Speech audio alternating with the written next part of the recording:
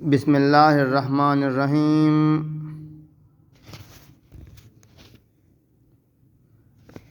د بیبي څخه د راتلو دعا. بسم الله اللهم جنبنا الشیطان وجنب الشیطان ما رزقتنا. الله تعالی په نوم سره اے الله لری کړې مونږه د شیطان نه